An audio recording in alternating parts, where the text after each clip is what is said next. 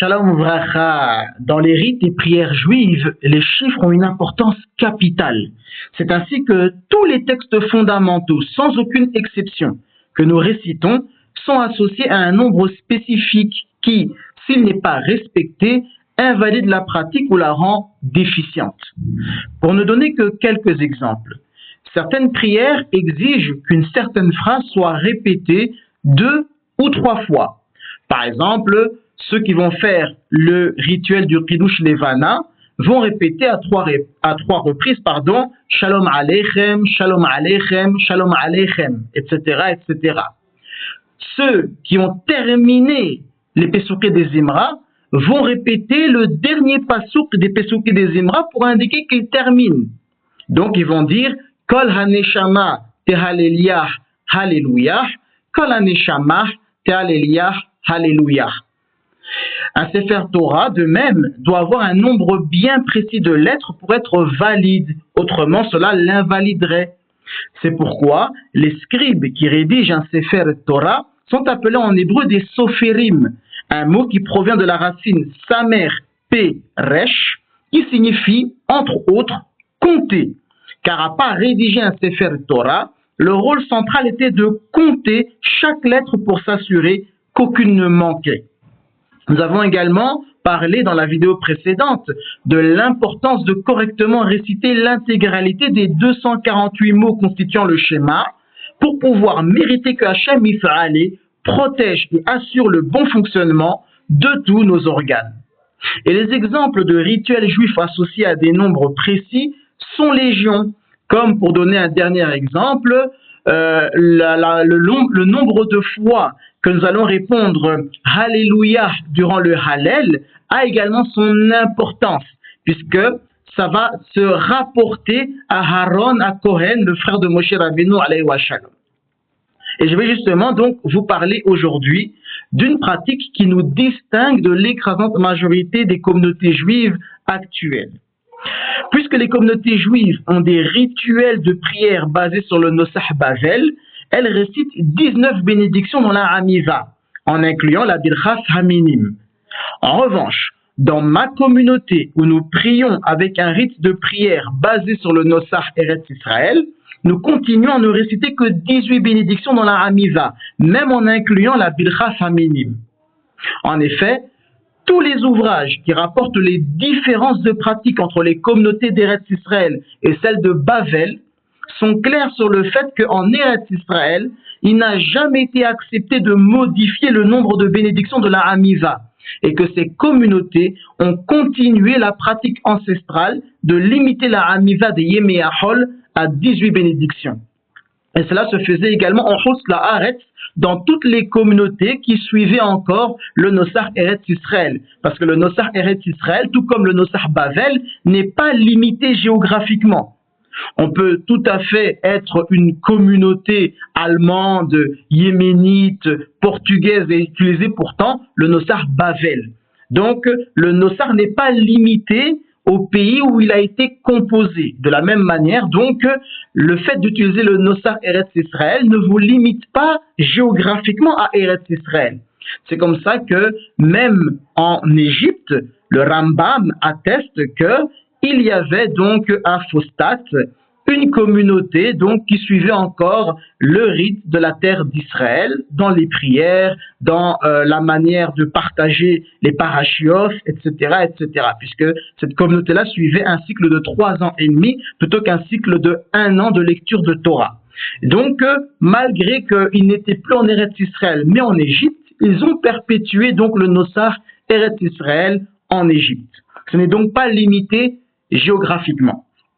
Eh bien, de la même manière que 248 est un nombre clé pour activer les bienfaits spirituels de la récitation du schéma, 18 est un nombre clé pour activer les bienfaits spirituels de la récitation de la Hamiva. Pourquoi 18 est un nombre aussi important pour la Hamiva? Pour poser la question différemment, pourquoi les Anshe Knesset Hagezola, qui composèrent nos Berachos et Tefilot, ont-ils associé le nombre 18 aux bénédictions dont la Hamiva doit être constituée? Pourquoi pas 16, 17 ou 19? Pourquoi précisément 18? C'est ce à quoi je vais tenter de répondre tout de suite.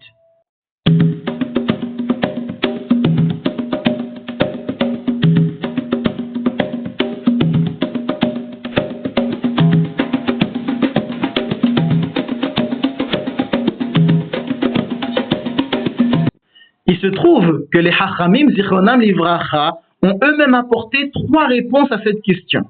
Et vous pouvez les retrouver dans la Masechef Berachot au Daf 28b. La première raison est que les 18 bénédictions de la Hamiva font allusion aux 18 fois où Hachem Yif'ale est mentionné dans le Tehillim 29. Vous allez me demander, mais quel rapport?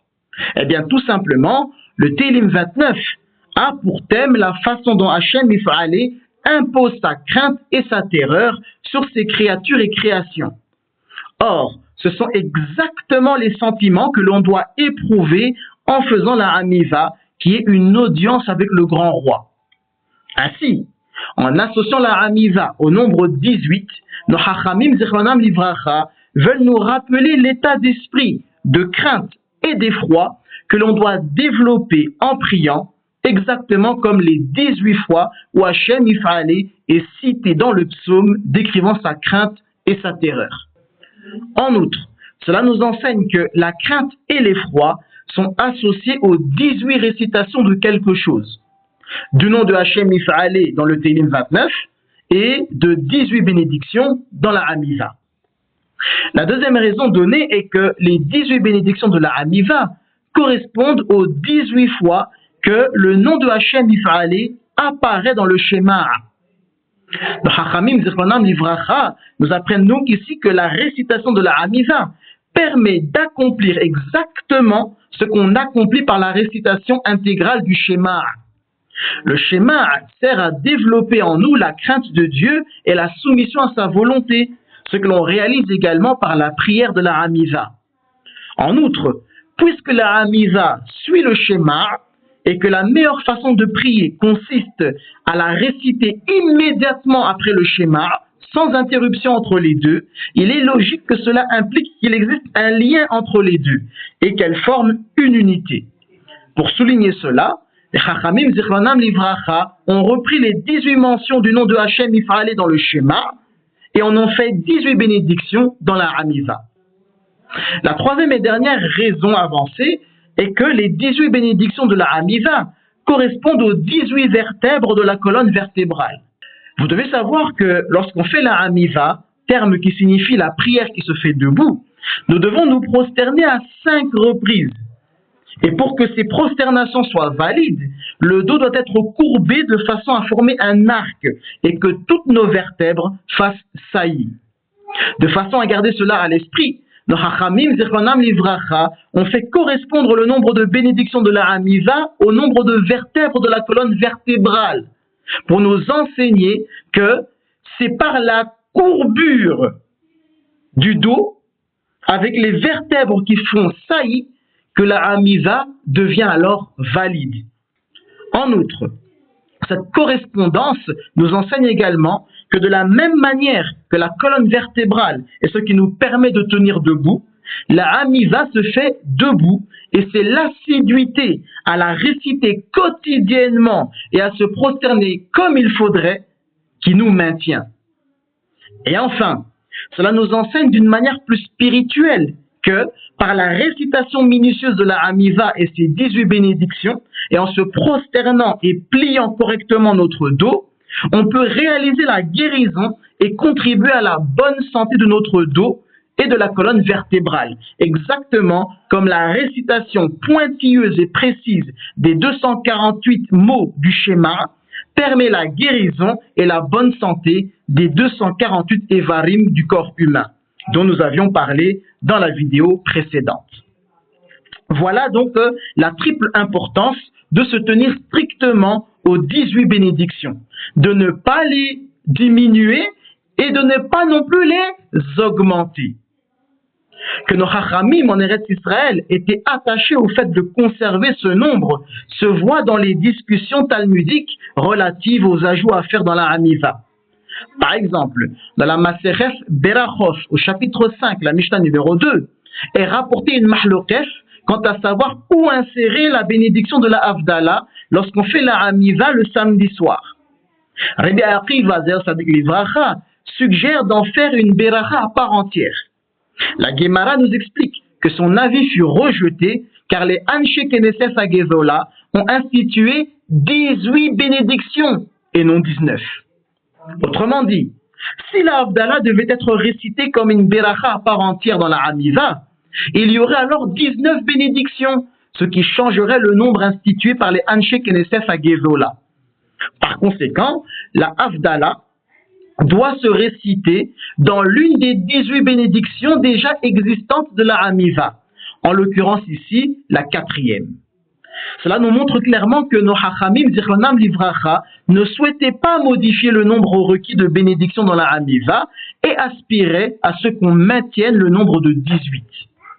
Voilà pourquoi, lorsque la Bircha Faminim fut ajoutée comme une 19e bénédiction dans la Hamiva, en Eretz Israël et les communautés qui suivaient le Nosach Eretz Israël, il fut décidé, pour maintenir le nombre de 18 bénédictions, de combiner en une seule bénédiction les bénédictions concernant la reconstruction de Jérusalem et la venue du Mashiach, étant donné que ce sont des thèmes quasiment similaires. Et donc, la combinaison de ces deux bénédictions en une seule fait que cette bénédiction doit alors se conclure par les mots Baruch Ata Hashem, Elohé Dawiv Uvone Yerushalayim.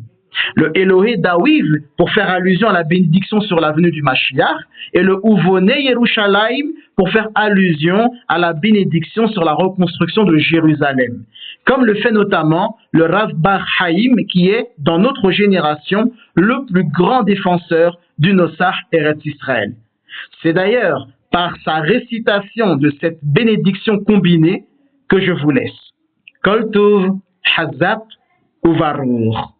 رحم أدوناي إلهنا عن يسر أملاخ وهل بناخ عن مقداشخ الشمم بنبتخ شخلال خلاخ ومخذ به وإذا حزنكم بيومنو بروح حتى أدوناي إله داوود بن يروشلايم